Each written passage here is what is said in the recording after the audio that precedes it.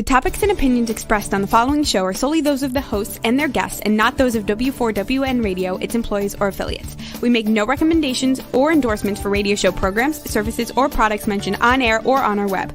No liability, explicit or implied, shall be extended to W4WN Radio, its employees, or affiliates.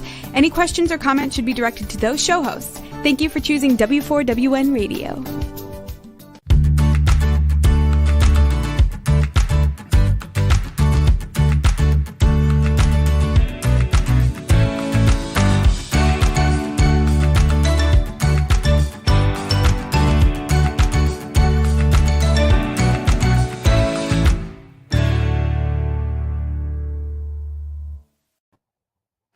Hello, welcome to Love Your Body, Love Your Life. My name is Jenna. I am the author of the book titled Love Your Body, Love Your Life. You can find my book on Amazon and on barnesandnoble.com. And today we have a part 2 with Pattie Papa, our next guest. I actually had the pleasure of meeting her on the show. I think it's been a month or so. It was quite recently, but I felt like we could have talked for hours. So that's why we're doing part 2 today. So before I bring Pattie on the show, I just want to quickly touch on my course, my 6-week course on forgiveness that's coming up next week. It really is for somebody that has a reoccurring thought about a situation, an experience, or a person that feels like it's kind of been hindering them for a while. We will go over some inner child work, and obviously we'll touch on the 5 steps for forgiveness. But there's the flyer. Roxy put it up. So thank you, Roxy, for putting that up for us. So if anybody wants to get more information on that, you can go to my website at jennalobos.com. I just honestly, I really wanted to create an intimate group of a small gathering, and just have a container to feel safe to express and gather as women, because I feel like, we don't really get to talk too deeply about our feelings to too many people. Or perhaps you're that woman that likes to do that. I know for me, I need a safe container. So that was kind of my intention when I was creating the course. So if anybody has interest in that, please go to my website again at jennalobos.com. So I want to bring Pattie on because I don't really know where this conversation is going to go or lead us, but I know it's going to be a good time. So Pattie, welcome to the show. Hey guys. Hey everybody. Hey Jenna. Hi. Thanks for having me back. It was it's been I think maybe 6 weeks. So just over a month. And it was like, oh man, we could have talked for so much longer. I know. You look so tan too. You got a tan. I'm always tan. It's never real. It's fake. I know. I'm addicted to that self tanner. Yes. I love it. It just is like an instant glow. Yeah. Yes. Mood lifter. Yeah. I always feel like, okay, I've been in the sun. My birthday's in August. So I'm it's summertime for me all the time is the best time. Oh, August what? August 5th. I'm just curious. My mom's August 7th. Oh, that was my grandma's birthday. Oh, yeah, Leo. Yes. You're meant for the stage. Yeah, I guess. Now that I'm older, when I was younger, I used to do a lot of performing and choir and theater and things like that. And I'm comfortable in front of groups of people, but I don't feel as much I have to do that. When I was younger, I was like, yes, I'm going to be a movie star. And it was this big thing. My uncle used to call me Hollywood because I told him I'm going to move to California and become an actress, which I did move to California, but I didn't become an actress. So, yeah. That's awesome, Pattie. Wait, really quick. I know we have lots to talk about, but tell me, because I know, do you sing? Yeah, I do. Mm-hmm. Yeah. I do cacao ceremonies, and my husband and I do breath work together, and I do breath work as well. And I sing during the ceremonies when I do cacao ceremonies, or if I'm doing a rose ceremony, or yeah, so I like to play my bowls and sing, and yeah. I love that. I sing as well. Oh, nice. Yeah, Awesome. yeah. So I feel like I found my voice later in life. Mhm. I did. Yeah. Yeah. I always loved music.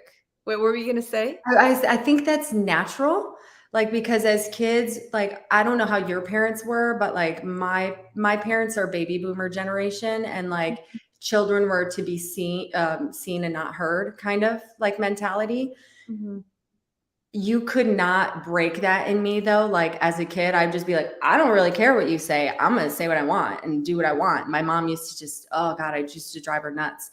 But, if your parents were like that, it's very, like, it's completely normal to have your throat chakra, like, closed up, and then as you become an adult, you're like, "Oh, I get to say and do what I want because I'm free now of my parents', thumb or whatever." Yeah. So it's I think it's natural to start to find your voice more, and then the more your throat chakra opens up, the better you sing. Absolutely. Oh Yeah. my gosh. Yeah. I was Yes. just I was in a singers group last weekend online Uh-huh. and just learning still about where the voice can go and all of that kind of talk. It was so awesome. But um well, I was gonna say something. I kind of lost my train of thought, but I was gonna say I love how you were kind of fiery. Like I was the kid that I was the kid that internalized everything. So Mhm. I was super quiet. So Okay. when I found my voice, Patty, it was kind of like, oh. What is this new thing? So, yeah, to the people around me, it was like, ooh, I ruffled some feathers, you know. Yeah. So, and the waters were not calm for a couple of years. It's So, good though, man. It's good. Like, oh my it gosh. it builds your own authenticity, and then you can realize, like, "Oh, that didn't land right. I need to, like, clean my side of the street for that," you know? That's one of the I guess, challenges for me being so fiery is, Mhm. like, I just say things sometimes, and it's like, "Ooh, that didn't land. It wasn't meant to be that way," you know? And it's it taught me to, like, own my own stuff. Like, oh, I am sorry. I did not mean for that to come out that way. That is not how I meant that. And then that kind of, like, you get to sort of grow in a sense of, like, within your own authenticity and be like, yeah, I'm grounded in that. Like, I mean that. Like, I Yeah. didn't mean to say it like that, but I did mean it, you know? Right, Does that right. make sense? Absolutely, yes. I love that point, Patty, because I feel like when especially as a woman, finding the balance in your voice, I feel like it can come off like very aggressive, like kind of like a kid again. Yeah. Like, oh, I'm gonna say what I want to say. Like you kind of have that attitude in the beginning when you're finding that voice Yes. again, and then it calms down. Like, Yeah. okay, I It's don't have needed though. Yeah, it's needed it. though. It is, yeah. And I love that we're talking about it because I feel like we're actually giving permission to some women that haven't spoken their truth, right? Like, Yeah. let's talk about that. Let's talk about the Oh, importance of speaking your truth and just owning it and being in the moment, you know? yeah. Wow, it's funny because even though I'm so fiery and so, like, I just kind of say things, there was a lot of things that I was not saying that I internalized, and I was just like, "Oh, this is fine." And that was like you know, um a big challenge because I had not even noticed that I wasn't fully speaking my truth. Like, for example, like, my husband, he works a lot and he's, like, distracted on his computer. And I might come in and be like, "Oh, hey, babe." And he acknowledges me. And I'm like, I'll say, "I have this thing at this time." And he'll completely, like, I didn't even say anything. He'll be like, "Okay." But, like, the next day I'll be like, "I told you I have this thing today. Don't." And he's like, "You didn't tell me that." Like, no, I totally did. I definitely did. And that little piece of him not really fully being present and listening, that was a big problem for me, but I never said anything. Mm. And like those little things, when you're not speaking your truth, they build up. It's like you're putting a drop of water in a cup, but over time, if you're not emptying that, it's going to fill up and overflow. And that was a big challenge for me, like being like, okay, I need to say exactly what my truth is 100% of the time, because if I don't, it eats away at me. And it's such a breakthrough, I feel, too, like when we show up differently. And now, of course, I know I've learned this, and I don't know what your journey's been, but now I've learned that I can speak a boundary, I can speak into a boundary, or I can speak something that's super uncomfortable for me still. And I can say it in love, just kind of softer and in love and the truth, but it's, I'm saying it with love. Yeah. That is a practice though. That is a practice, because especially like if a boundary's been crossed for me, like I have a very strong physical touch boundary. You don't like I don't really like to be physically touched. I hug everybody, but there's like a place where I'm not comfortable. Like my hips or my lower back or like my waist. If a man touches me there, that's like it makes me feel very uncomfortable, even if I can feel that their intention is fine, right? And part of it is because I've been with my husband since I was 19 years old. So men aren't touching me, period, really. But like it makes me uncomfortable. And, if somebody's putting their hands on my husband in a place that I feel is not appropriate, which actually happened to us, a friend of mine, like she, without going into too much detail, she like touched him on his chest, which for me, I was like, okay, rub his back maybe, but like the chest for me landed weird. And I was like, and I had to have a conversation with her about it because I could not, I was like losing my mind. I was like, why did she do that? I couldn't understand it. Yeah. And it was actually really beautiful because I said to her, like, listen, I know that you didn't mean anything by that. And I did not, that was a boundary that you crossed for me, honey. And that was not okay. And like having that conversation, I learned a lot about her and also about myself. Yeah. But yeah, finding that sweetness, because initially when your boundaries are crossed, you're triggered and you're like, oh no, you better not. Like I get like, no way. Like I can't help it. I get like, woof, that fire in me is like, wow. So I have to like separate and like breathe into it and be like, okay, what is it really? Why did I get so triggered by that boundary being crossed? And then I can address the boundary. But it's not for me, like I'm not soft enough, I guess, to be able to address a cross boundary in the moment because it won't land well. It won't come out nicely. It's so crazy, Pattie, because like you're fire, I'm water, I'm Scorpio. Oh, I love it. Okay. I love Scorpio women. So you're fire, I'm water. Obviously, I just told you my mom's birthday is on the 7th, right? So, and it's interesting because I will do the total opposite. When I'm crossed, I'll inward. I won't say a word. Like I'll just immediately get mute.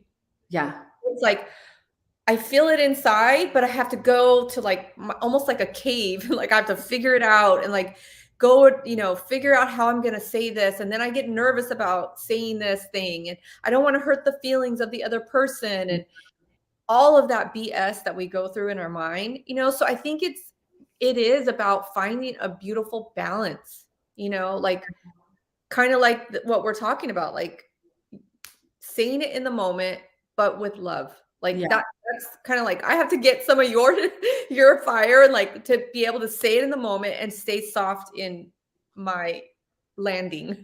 Yeah. I find for me, it's easier to like sort of I don't want to say like announce my boundaries, but be very open with people like about the boundary that I have, because I'm still very much learning that like the when the boundary is crossed in the moment, the softness does not come out. I have to just like Yeah. don't say anything. Just I'm like, okay, I'm watching. Yeah. Like, seriously, Eyes on you. I got my eyes on you. Yes. That is hilarious. I love where this conversation's going, but I have a question. I know we talked about the title of the show. Mhm. I love you, but I love me more. Mm. And when you read that, did that resonate? And if it did, tell me why. Yeah, I mean, like I mentioned, I've been with my husband since I was 19. I'm 36 now. And you know, it's not always easy, you know. And when you're in a relationship, especially for an extended period of time, you really develop deep, deep love feelings for people and whoever your partner is. And in that space, especially in the beginning, everything is great. And all the little things that you're like, ooh, maybe that wasn't great, but I'm going to just deal with it because I love them and it's amazing. But after a certain amount of time, sometimes it's 6 months, sometimes it's 6 years, sometimes it's 16 years, you change and you grow. And if you don't grow together, like, you know, then you're going to grow apart. And for me and my husband, it's been up and down sort of thing. And you know, we were talking about speaking our truth. And so I realized that I wasn't speaking my truth because I had relapsed in my bulimia. We talked about this in the last episode. And it was like, I didn't even know, like I was so not self-aware when it had all started that it was like, I'm not happy and I don't know why. And so then I relapsed in my bulimia, and that went on for a bit longer than I wished it did, but it's always perfect. Right. And, you know, so even recently, like after our show, because I had mentioned I was doing an immersion with Rose, and I think I mentioned that. And so basically, when you're connecting with the plants, they're helping you heal. They're helping you grow. And one of Rose's superpowers is fully loving yourself 100%. The shadow side, the light side, and everything in between. Getting down into the deep, deep, dark, shadowy parts of your soul and saying, I love that too. And so I was getting in this space, but I'm like, my emotions are up and down and up and down. And I'm like, my husband's like, what is going on with you? And I realized like I needed more romance. I needed more romance from him and more like affection.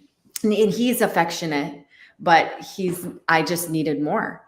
And I didn't know really how to tell him that for whatever reason, because I guess I just didn't realize exactly what it was for the first couple of months of us having this sort of like dance of like, okay, where things are good and okay, we're pulling away from each other again. And I actually did, like, we had a big blowout essentially. And I had to really sit with this. Like, I love this man so, so much, but I love me more than I love him. And I've never been in a place where I felt that really until recently, which is kind of sad, but also pretty freaking amazing, you know, like, oh, I actually love myself that much. And when I was like telling him, you know, I was saying, I need more from you. But what I should have been saying was, I need more romance. I need more affection. But I was just saying, I need more. So I read something as I was going through that. And it said, if you can't describe it, good luck selling it. And it's like, if you can't tell your partner exactly what you're feeling, especially men, they think logically. We say, I feel this way. Men are like, how do we fix this problem? Yes. And like, women, we just don't operate that way. We can, but it's not natural for us. Mm-hmm. And I'm like, well, I feel like I need more. And he's like, I don't know. I can't do more. Like, do more what? Like, I don't even know what you're like asking of me. And I had to really get to a space of like, okay, he can't do more and I need more. So what does that mean? And I was like, okay, I guess, do I leave my husband now? Like, what do I do? Do I take the kids with me? I was like in that space of like, I don't know if this is going to actually pan out the way that I had imagined in my mind when we got married. And God, that was really a really tough spot to be in. But luckily was able to explain what I really needed to him in a way that he could understand. And he was like, oh, that's it? Like, I can do that. And then ever since then, it's been like, oh, okay, now we're back, we're good again. But,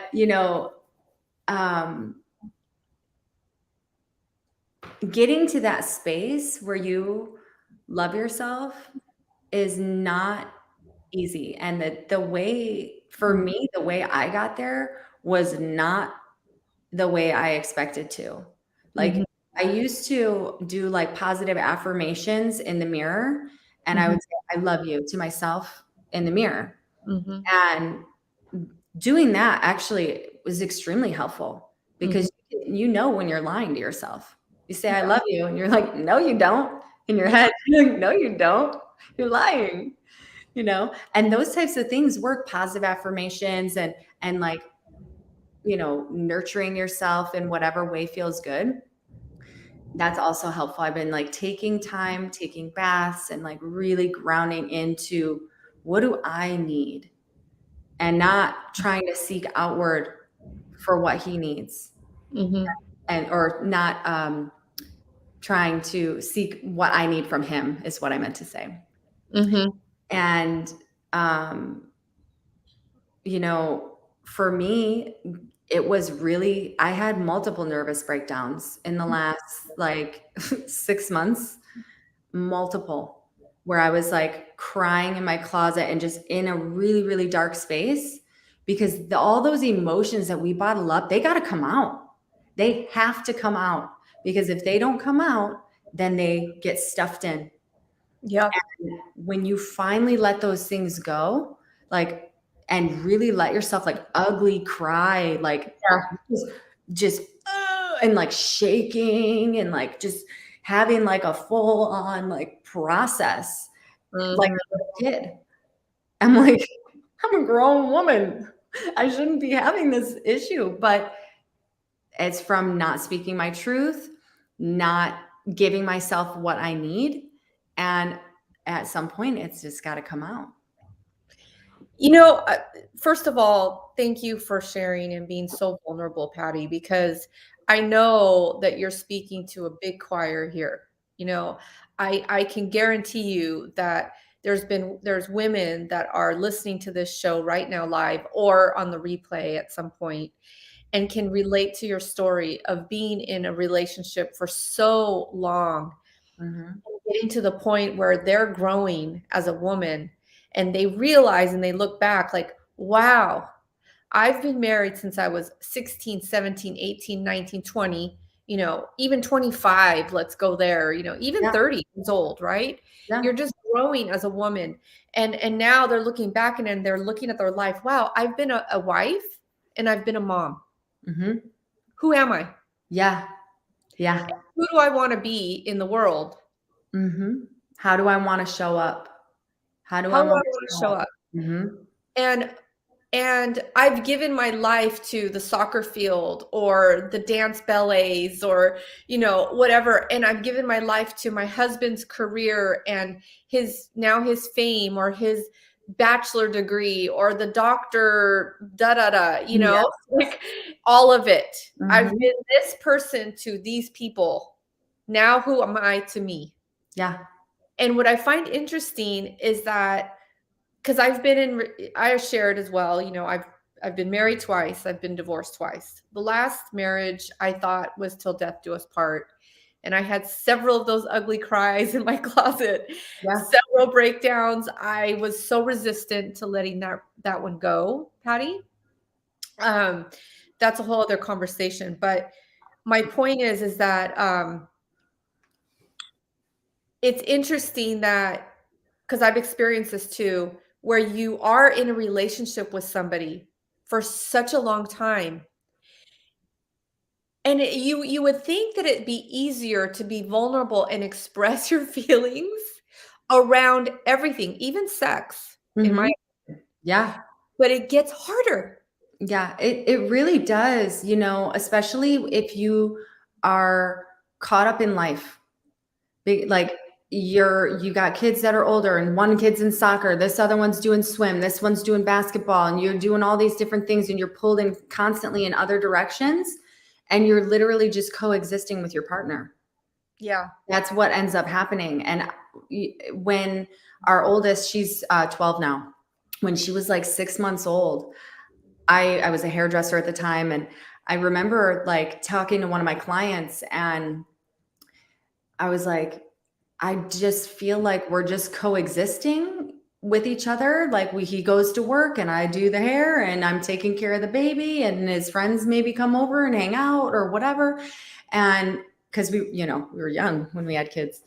And, I just was like, I'm not okay with that. I'm not okay with that. But there is that we had, I was 23 when we had our daughter and I have just turned 24 after she was born. And so we were still young. And Yeah. then the kids get older, we have more kids, and then, we get busy and we're doing work things and retreats, and he's, going here and I'm going there, and we're, our lives are kind of separate a lot of the time. And actually not as much as most people. Like for us, it's a lot, but for most people, it's like we're together all the time, which is ridiculous, but beautiful too. But yeah, I mean, you get sort of complacent in the everyday life. And Mhm. then you kind of like, you realize one day you're like, oh my God, I'm 36 or I'm 40. And I feel like I don't even know who I am because Mhm. you get so caught up in life and as a mom, you have to take care of the kids because Yes. nobody else is gonna if you don't. I mean, maybe if you're blessed and you have a husband that's extremely active and like, I am, my husband's very active in the kids' lives and things like that. But, if you are a mom that does it all, which let's be honest, Yeah. most of us are. Mhm. And, it's like they get older and they don't need you anymore. Like our kids, like they play with the neighbors, the neighbor's kid next door. They're like always playing with him. And we're like, they don't want to hang out with us anymore. What do we do? Yeah. Aw. But it's beautiful. It's another beautiful chapter of life. Yeah. But if if you don't know who you are, then it is extremely challenging. It is extremely challenging because you have to figure out, what do I even like to do now? Mhm. You know? Yeah, you're an empty nester, you have all this time, Mhm. and who am I because I've put all my time into my kids and my husband. Yep. Exactly. Yeah. Exactly. Yeah. Yeah. So, what can we say to women that are listening, that are in that spot? How can we help them find themselves a little bit? Yeah. I mean, the biggest thing that I did was I tried not to lose myself when my kids were little. So even for the women that don't have kids yet, or even if you don't even know if you want kids, like this is still Mhm. helpful. Don't lose yourself in anything. Don't lose yourself in your job. Don't lose yourself in your kids. Always come back. It's okay at once a year, twice a year, once every 2 years, but always come back to what can I do to make myself happy right now? Mhm. So for a while, I was like, I got Reiki certified. I went and I did an Ayurveda course, and I'm working with the plants and learning about like the plants and things like that. And I'm thinking maybe my next step might be doing a course on herbalism, but there's always something that I'm striving to do, and the most important thing is finding what lights you up. For What sure. sets your soul on fire? Whatever that is. Women's empowerment, yes. Join a women's circle. Do whatever you got to do that brings that fire from your soul out. That's how you really, really stay true to yourself and you don't lose yourself. Mhm. Always come back to what makes, and it's going to change. It's always changing because we're always changing, you Mhm. know? So it's okay if for like 10 years you're like, I'm obsessed with playing guitar and I learned this guitar and I'm awesome now. And all of a sudden you're just like, meh, I don't really know about that. That's Mhm. okay. You find something else, you know? It's like constantly like seeking Yeah. that excitement within. I always say I love that. I love all those tips. I always say that when you found like what lights you up is when you can lose like time goes by so fast. Yes. You're like, "Oh, wow, I've been doing this thing for, like, so fast," or, like, you literally get full body chills, like, Mhm. when you're doing that thing, you Yes. know? Yes, 100%. And it could be painting, it could be I was, like, knitting for a little while. I was knitting like a grandma, like, just sitting outside knitting, like, "Okay." But it was something that made me feel calm, almost like I was meditating, but it was, like, something for me to do. It was really good for my mind at that point in my life. And, you know, it's okay to have different hobbies and different things. And when I first started getting into like learning about the plants, my husband had bought me a couple of books for Christmas a few years back, and I don't read books. I know how. I'm educated enough, but I'm not going to sit and read a book. That's not like, I don't love to read. I never really have, and that's okay. But I was reading every free second I had. Every free second. Literally, I'm at the gym, resting between sets, reading with a book in my face, you Yeah. know. And when I'd finish one book, I'd find a new one. And I was just constantly reading, constantly reading. And my husband was like, I think you need to like explore this a little bit more, babe, because he's like, I've never seen you read like this ever. And it's obvious that it's a passion of yours. And it was like, okay, maybe I'll explore this a little bit more, but yeah, it was like, I just couldn't get enough of it. I couldn't get enough information. Yeah, yeah, I love it. So so then, Patty, if you're open, if you could share a little bit on, like, for the women that are in relationships that have been there, now they're like they've lost this romance, what can we help them there? Like, what can they do? Yeah, first figure out what it is that's missing. Figure out what it is that's missing, and basically figure out what you need. What do you need? What do I need for in this relationship to feel fulfilled?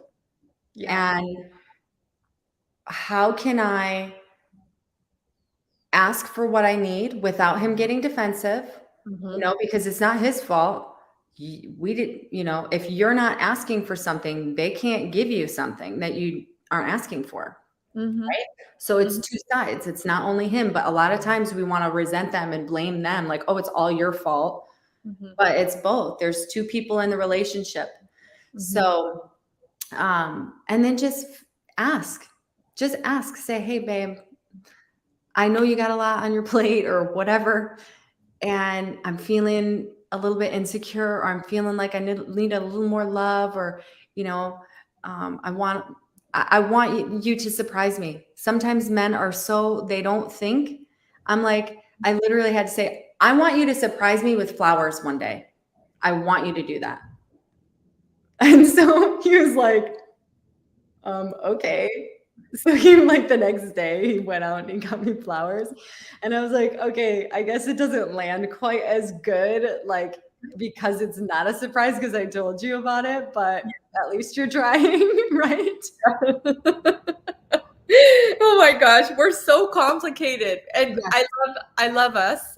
Yes. We But are we though, and it's beautiful. That's what makes us special. And that's what makes us so um such beautiful creatures because we are so complex. yeah, You know, and yeah. that's like the most magical thing about women is we're complex, and you don't really know. You think you know, but you really don't know. Nope. And so I love what you're sharing, Patty, because I think at the end of the day, it really comes down to learning your power, Mhm. getting in that space of your power, Yep. and then speaking into it. Yeah. If you don't ask for what you need, there's no way you're going to get it. Mhm. And then if you ask for what you need, then, then they have the choice of whether or not they're willing to give it to you. Mhm. And if they're not willing, because there's a difference between not being able to and not being willing to, Mhm. you know? And if they're not willing to, then you need to figure out, okay, what do I need to do now? How Mhm. can I either A, accept that he's not willing to give me what I need, Mhm. or say, if you're not willing to give me what I need, then I'm not willing to stay with someone who's not willing. It's a hard thing. It's not Yeah. easy. It's a No. hard situation, where you like you said, we love these people, so we're in love with this person. Mhm. Yeah. I'm Yeah. so happy to hear that you two are on the same page. I really am, Thank Patty, you. because you know um obviously I'm not in the relationship, but I can talk from the other side of the choice of leaving. Um, and that's not easy either, No, It's no. not. That's probably harder than staying. It's honestly, it's harder to leave Mhm. than especially when you are in love still. Yeah. When you still love your person and you actually have to say, I love you, but I love myself more. Yeah. That is extremely hard because Yeah. it's, I mean, I'm fortunate I didn't have to make that leap because my partner, he's open and he's like willing to look at himself and say, hey, Mhm. I get it. Okay, I'm sorry, and I'm gonna do what I can. You know, Yeah. but not everybody is willing to look at themselves Right. and take responsibility for their part in the relationship. And if they're not, then you have to sometimes make a hard decision. And I mean, my mom was married twice, my aunt 3 times, my uncle like 6 or 7 times, so I know that like my aunt, she was like, after her third divorce, she said, I'm never going to get married again. I'm just Mhm. not. Like, it's not, I don't want to go through that again. She's Yeah. like, but she's got a longtime partner and they've been together for like 8 years or so now, if Yeah. not more than that. But they're just not married and she's content with that, And I think because she didn't want to have to make that decision again, Mhm. you know. Mhm. Absolutely. But it's definitely hard, and I commend you. It takes a very strong woman to be in your position, you know, and you're building up to this idea of this relationship. And then you have to be like, okay, that building is coming crashing down because what I was trying to build is just not going to come together. Yeah. You know? Yeah. Yeah. It's been a road. It's been a road. But a beautiful one that you're learning on, you know, it's like every single aspect. When Victor and I were like going through that stuff, I was like, this is not what I want. And I trust that if this happens, it'll be exactly what I need for whatever my future has in store, you know? So I love that too, because it shows how much you trust. I mean, I'll be honest, I go through weeks or months where I'm fully in trust. And then this past week, I mean, I was dipped down again, just like, who am I? What am I doing? Like, did I make the right decision? And it's been almost gonna go on 4 years now, Patty. wow. Okay. So it's been a long time, Yeah. where I still can reflect back and be like, oh my God, I hope I made the right decision. But I do have proof that I did. Yeah. You always get what you need to see, right? The universe will always show you what you need to see. Yeah, I mean, it's natural to go through those bouts of like, I trust everything is coming to me exactly as it's supposed to. And you're like, yes, yes, I trust everything. And then when things aren't going quite so well, that's when we're being asked to trust even more. Yes. Like, I don't know. I've always had a really good sense of trust. And I think part of it is because I got into a car accident like a month or two after I got my driver's license. And this guy drove into me. I was going like 35, and this guy drove into me and pushed me up on a curb. And I heard a voice in my ear say, hit the brakes. And I slammed on my brakes. And fortunately, because I'm 17, I just got my license. I didn't know. I thought I had done something wrong. I had no idea like what happened really. Yeah. A police officer that was off duty was in the gas station and saw the whole thing. And he came over. He's like, are you okay? He's like, it's a good thing you stopped when you did, because you were like a few feet from a telephone pole. And I would have flown through my windshield for sure. Even though I did have my seatbelt on, when I went up on the curb, I hit my head on the car door window thing there. Oh. Yeah.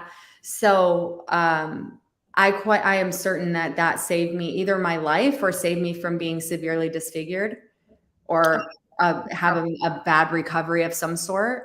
Yeah. And so I do have a sense of trust in that. And I think because for me, that was so tangible. It was not my voice. It was not my head. It was in my ear, this ear. That's why I keep pointing to my right ear, because it's like, it was in my right ear, very loud. It was like yelling at me, hit the brakes.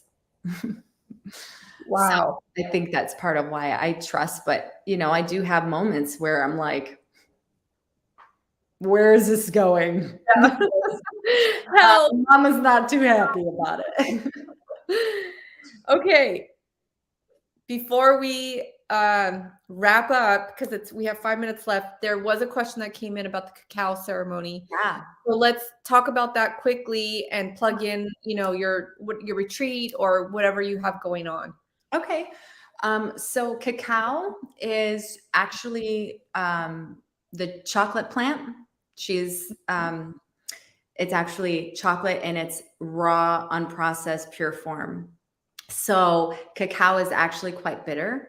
But a cacao ceremony is you just have some cacao drink and you're drinking it, and it's different for everybody. There's not really much of a traditional sort of cacao ceremony.